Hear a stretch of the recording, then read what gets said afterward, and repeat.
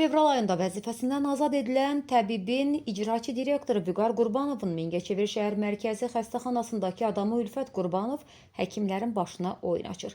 Bir xəbər media Tribuna Az'a istinadən xəbər verir ki, bu barədə haqsız yerə işdən çıxarılan Mingəçevir şəhər mərkəzi xəstəxanasının həkimi kardioloq Gülü Namazova bildirib. O qeyd edib ki, 4 ildir çalışdığı xəstəxanada Ülfət Qurbanov onu heç bir səbəb olmadan çıxarıb.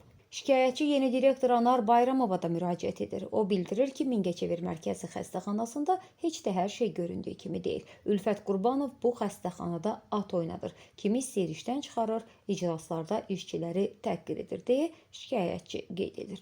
Salam, hər vaxtınız xeyir olsun. Mən bugün Mingəçevir mərkəzi xəstəxanasında baş verən qanunsuz işlər barəsində danışmaq istəyirəm. Mən özüm mərkəzi xəstəxanada 4 il çalışmışam. Bu ilin yanvar ayında Vüqar Qurbanovun adamı Ülfət Qurbanov adımda heç bir izahat, töhmət, işə gecikmə halı olmadığı halda işimə xitam verilmişdi. Və mən bu haqsızlığa görə bu çəkilişi edirəm. Hörmətli Anar Bayramov, Mingəçevir mərkəzi xəstəxanasında heç də hər şey göründüyü kimi güllük gülistanlıq deyil.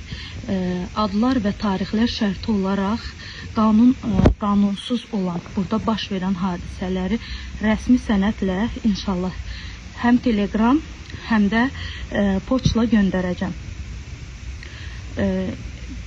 Bununla bağlı məsələni isə qəbula yazılıb inşallah danışacağım. Yəni ki, Mingəçevir mərkəzi xəstəxanasında publik hüquqi şəxs at oynadır. Ülfət Qurbanov kim istəsə işdən çıxardır, iclaslarda işçiləri təhdid edir və daha nələr.